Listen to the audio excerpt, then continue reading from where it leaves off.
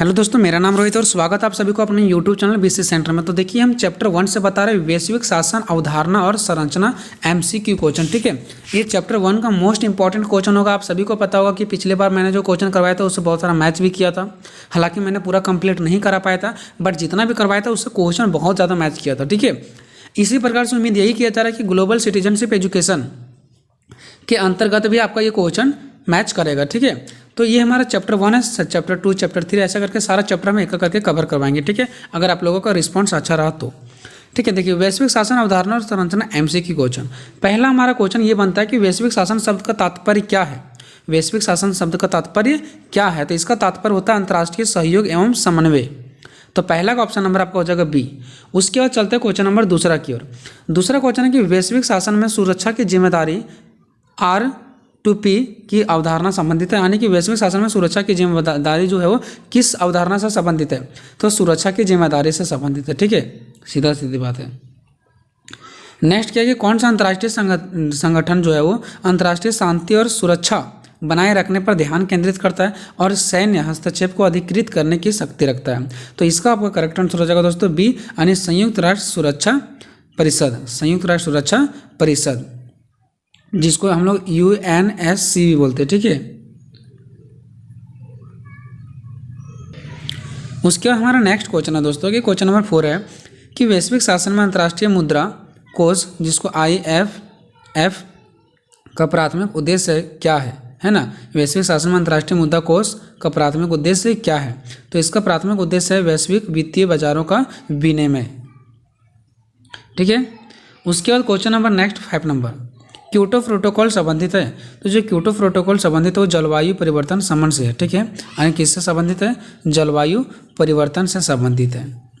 ठीक है, question number 6, वैश्विक मौद्रिक प्रणाली और मौद्रिक सहयोग की देखरेख के लिए कौन सा संगठन जिम्मेवार है? तो इसकी देखरेख के लिए जो संगठन जिम्मेवार है वो है अंतर्राष्ट्रीय मुद्रा कोष IMF।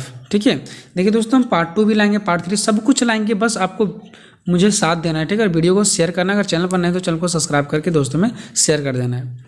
नेक्स्ट, मानवाधिकारों की सार्वभौम घोषणा निम्नलिखित पर मूलभूत अंतर्राष्ट्रीय समझौता के रूप में कार्य करती है। ठीक है, मानवाधिकार की सार्वभौम घोषणा, देखिए मानवाधिकार आगे तो मानवाधिकार से ही होगा, सीधा सीधी बात है इसका।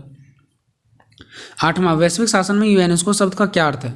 वैश्विक शासन जो है उसमें यूनेस्को शब्द का क्या अर्थ है? तो यूनेस्को शब्द का अर्थ है दोस्तों संयुक्त राष्ट्र शैक्षणिक, वैज्ञानिक और सांस्कृतिक संगठन। ठीक है, जब भी आपको पूछा जाएगा वैश्विक शासन में यूनेस्को शब्द का क्या तात्पर्य है, तो संयुक्त राष्ट्र शैक्षणिक, वैज्ञानिक और सांस्कृतिक, शैक्षणिक, वैज्ञानिक और सांस्कृतिक।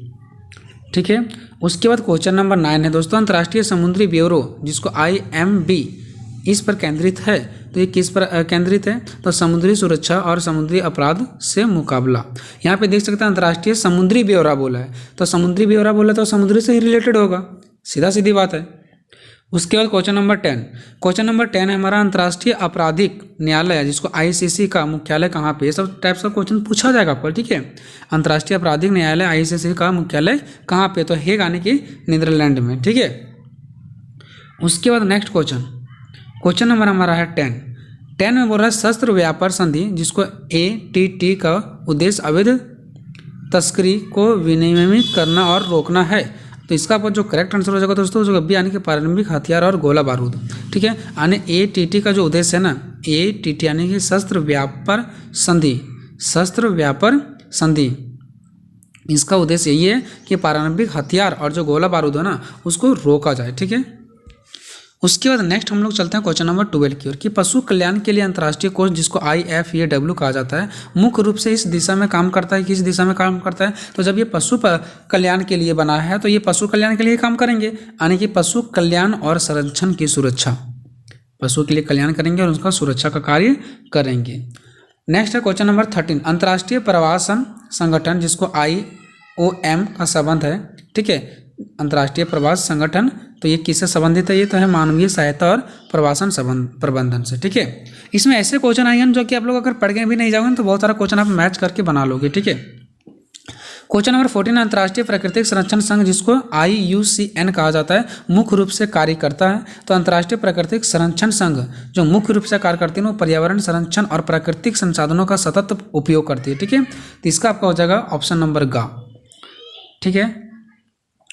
क्वेश्चन नंबर 15, संयुक्त राष्ट्र औद्योगिक विकास संगठन जिसको UNITO कहा जाता है किस पर केंद्रित है? औद्योगिक विकास संगठन किस पर संबंधित है? ये तो औद्योगिकरण के माध्यम से आर्थिक विकास पर संबंधित है, औद्योगिक से औद्योगिकरण, है ना। उसके बाद क्वेश्चन नंबर 16 है, पेट्रोलियम निर्यातक देशों का संगठन जिसको ओपेक बोला जाता है, ठीक है, मुख्य रूप से संबंधित है। तो ये है तेल उत्पादन और मुख्य निर्धारक का समन्वय। पेट्रोलियम मतलब क्या? तेल। उसके बाद 17 नंबर, व्यापार और विकास पर संयुक्त राष्ट्र सम्मेलन का संबंध है। तो ये आर्थिक विकास और व्यापार मुद्दे पर, ठीक है, आर्थिक विकास और व्यापार मुद्दे पर। नेक्स्ट क्वेश्चन नंबर 18 है, अंतर्राष्ट्रीय श्रम संगठन जिसको ILO कहा जाता है, कन्वेंशन नंबर जिसका 182 निम्नलिखित में से संबंधित मुद्दों को संबंधित करता है। तो ये बाल श्रम को जो 182 नंबर बनाया गया वो किसके लिए? बाल श्रम के लिए बनाया गया।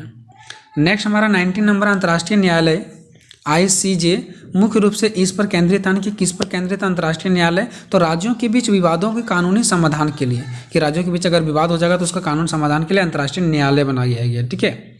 नेक्स्ट है व्यापक परीक्षण प्रतिबंध संधि जिसको CTBT का नाम दिया जाता है, ठीक है। CTBT का उद्देश्य निषेध करना है, यानी परमाणु हथियार परीक्षण, यानी परमाणु हथियार पर क्या करना? परीक्षण करना, उसका देखभाल करना, रोकना उसको, यही हमारा व्यापक परीक्षण प्रतिबंध संधि का काम है, जिसको बोलते हैं शॉर्टकट में CTBT, ठीक है। तो ये हमारा 20 क्वेश्चन हो गया। ये चैप्टर 1 का 20 क्वेश्चन है, पार्ट 1 है, फिर से चैप्टर 1 का पार्ट 2 आएगा, ठीक है। तो सारा चैप्टर का हम लोग क्या करा रहे हैं? इंपॉर्टेंट क्वेश्चन करा रहे हैं दोस्तों। तो हम लोग मिलेंगे नेक्स्ट वीडियो में, तब तक जय हिंद, जय भारत।